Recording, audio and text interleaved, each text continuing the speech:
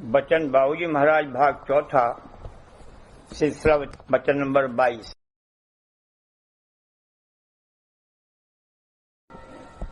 सुरत निहायत ही कोमल और सबके अंतर के अंतर्गत है। वो सिर्फ ताकत देती है, खुद कुछ नहीं करती। उससे ताकत पाकर मन तन द्वारा कार्रवाई करता है। मन यहाँ करता धरता है, वह काल का एजेंट और बच्चा है और वही काम करता है जिसमें सुरत यहाँ फंसी रहे और काल का खाजा बनी रहे और काल अपना आहार लेता रहे। मन बड़ा चंचल और मलिन और कठोर है, सुरत अत्यंत संकोचवान है। जहाँ उसको जरा सी भी मुखालिफत हुई कि अंतर में चली जाती है। जहां तक उसको बिना मुखालिफत के रास्ता मिलेगा वहीं तक वह कार्रवाई करेगी। यही कोमलता का अंग दया का है, यानी दया की धार भी अत्यंत कोमल है। जहां उसको रुकावट हुई कि अंतर्मुख हो जावेगी, जब तक मन की मलिनता, चंचलता और कठोरता दूर होकर चित्त कोमल न होवे और दया भाव न आवे, तब तक मालिक की दया नहीं आ सकती और बगैर उसके परमार्थ का बनना नामुमकिन है। कोमल चित्त दया मन धारो, परमार्थ का खोज लगाना।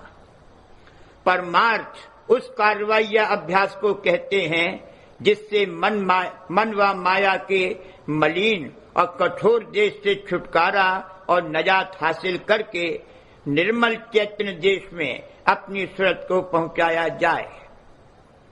सुरत पर काल अंग के गिलाफ होने की वजह से वो वहां होश नहीं रख सकती थी, इसलिए उसी के फायदे के लिए मालिक ने उसको यहाँ भेजा था और मालिक ने ही उसको वापस ले जाने का बंदोबस्त भी किया है।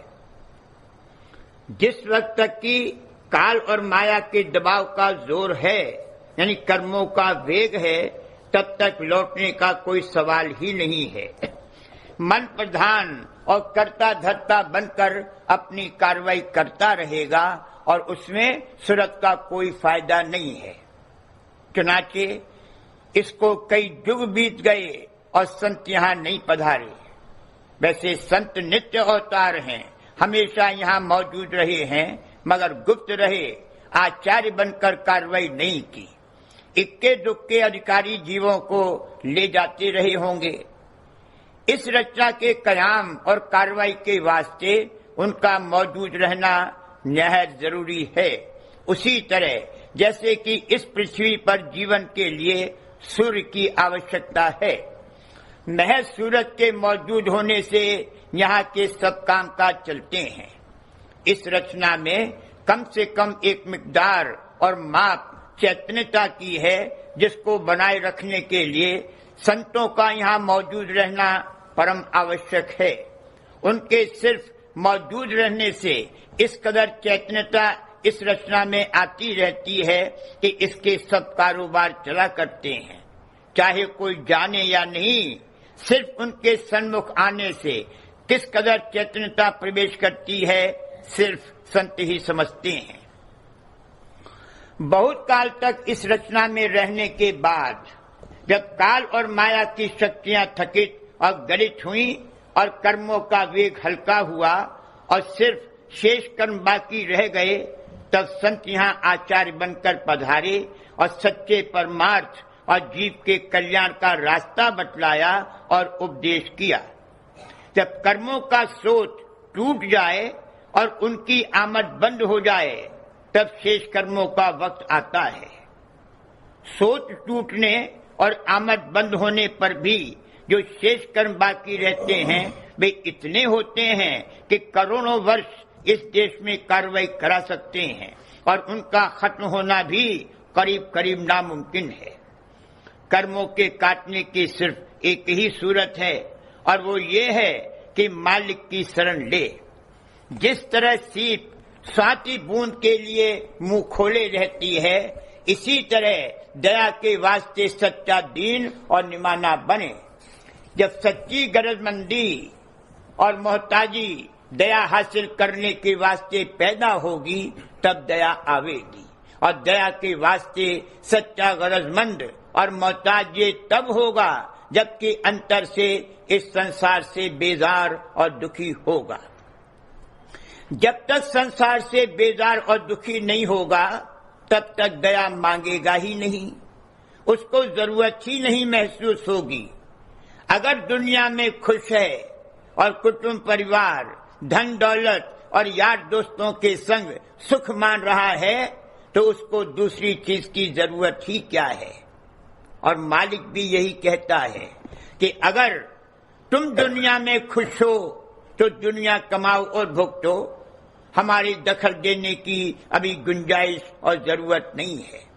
जिस दिन ये मालूम हो कि हकीकत में दुनिया सुख व आराम की जगह नहीं है बल्कि महा दुखदायी है, उस दिन मालिक की दया के आने का रास्ता खुलेगा। जिस चीज की इसको चाह होती है उसी की ये कदर कर सकता है।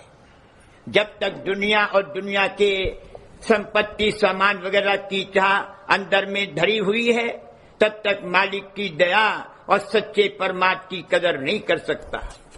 अगर परमात्मा के नाम से कोई कार्रवाई करेगा भी तो किसी झूठे गुरु या मजहब से अपना ताल्लुक पैदा कर लेगा और समझेगा कि जो मैं कर रहा हूं वही असली परमात्मा है। यही तो वजह है कि दुनिया में सैकड़ों और हजारों मजहब व परमार्थ जारी हैं। सच्चे परमात्मा की किसी को प्रतीत ही नहीं आती क्योंकि उसकी चाह नहीं है। जब दुनिया अंतर से दुखदायी मालूम होने लगेगी तब परमात्मा की तलाश व खोज और चाह पैदा होगी और तभी मालिक की दया आवेगी। चुनाचे संत कलयुग में जो कि महादुख का जमाना है तशरीफ लाए। इससे पेशतर संत मत नहीं जारी किया गया और अब कलयुग में भी बहुत कम जीव हैं जो संतों के मत और परमात्मा के अधिकारी हैं। सबको दुनिया और दुनिया के संपत्ति और सामान की चाह है और वही उपाधि की जड़ है। इसीलिए कहा है कि चाह की जड़ काटो। दुनिया को लेकर कोई सत्य देश में नहीं जा सकता। परमात्मा कमाना कोई हंसी दिल लगी नहीं है। जो दुनिया को आग लगाकर तापने को तैयार है वह परमात्मा कर सकता है और वही एक दिन शीतलता प्राप्त करेगा। घर फूका मैं अपना लू का लीना हाथ, वाहू का घर फूक दूं जो चले हमारे साथ। घर आग लगावे सखी सोई शीतल समुद्र समावे। घर फूकने से मतलब ये है, घर फूकने से मतलब ये नहीं है कि लंगोटी लगाकर निकल जाए, वह तो और भी खराब है। दुनिया में ही रहे मगर जायज नाजायज का ख्याल रखते हुए कारज मात्र यहाँ का बर्ताव और व्यवहार रखे। अपने सब फरायज अच्छी तरह से अदा करे, जी न चुरावे। मगर दुनिया में किसी में ऐसा मोह और बंधन न हो कि जब ये चलने का इरादा करे तो वह इसको रोक देवे। मतलब कहने का ये है कि अंदर से चित्त हटा हुआ और उपराम रहे। बाहर में ख्वां नमूद और दिखावे की जरूरत नहीं है। मुंह के कहने से काम नहीं चलेगा। जब वाकई संसार से उपराम और उदास होगा और परमात्मा व जीव के कल्याण की फिक्र पैदा होगी तो दुनिया बेगानी हो जाएगी।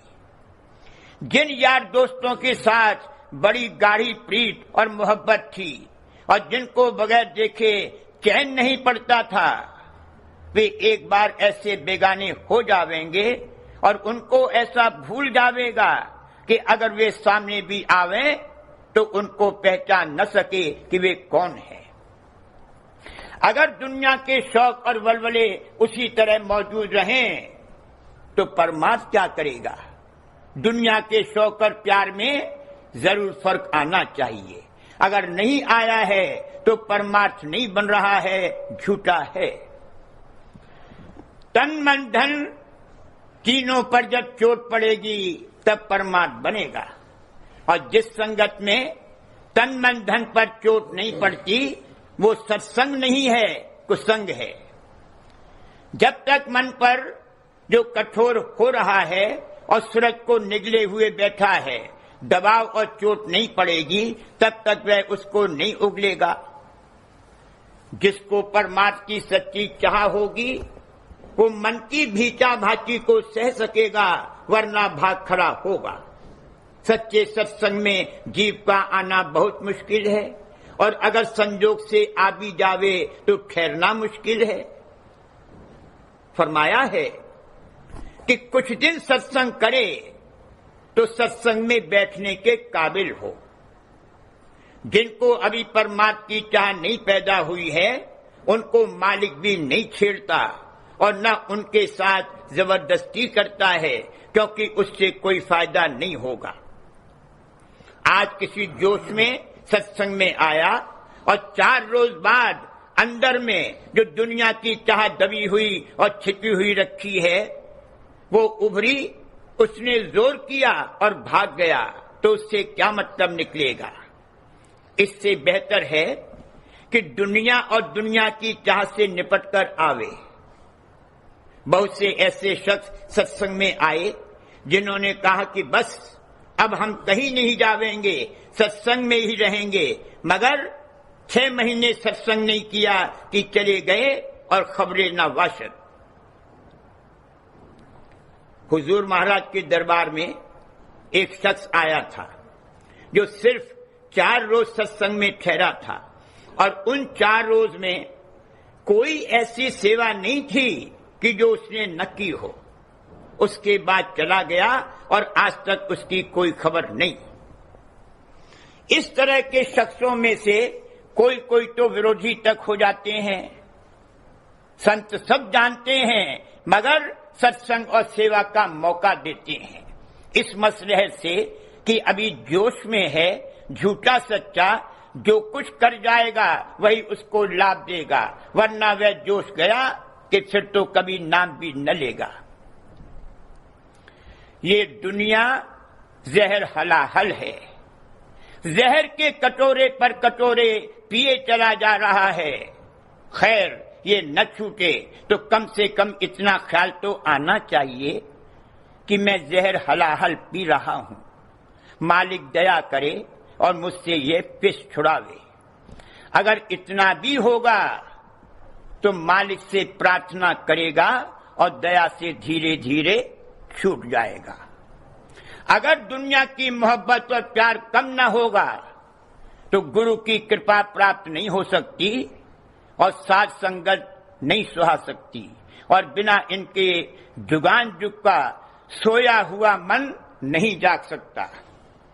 बेहोशी के आलम में होश, बेहोशी के आलम से होश में आने और चैतन्य होने का उपाय गुरु की कृपा प्राप्त करना और साध का संग करना है। गुरु कृपा और साध की संगत, सोया मनुआ जागा खेत। अभी तो इसकी यह हालत है कि सिनेमा में सारी रात जग सकता है मगर गुरु सेवा और साध की संगत में 1 मिनट को मन नहीं लगता।